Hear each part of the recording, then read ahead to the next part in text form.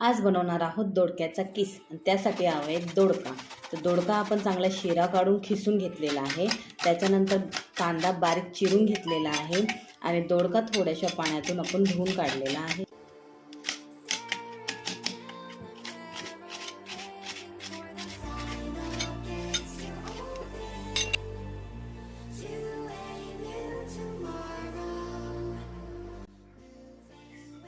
त्याच्यानंतर एका पॅनमध्ये घेतलेला आहे 2 चमचा तेल आणि त्या तेलामध्ये टाकलेलं आहे जिरं टाकल्यानंतर आपल्याला टाकायचा बारीक चिरलेला कांदा, त्याच्यानंतर टाकायचा आहे लसूण आणि अद्रकची पेस्ट आणि ती चांगली भाजल्यानंतर आपल्याला टाकायचा आहे घरातला लाल तिखट मसाला, हळद आणि मीठ.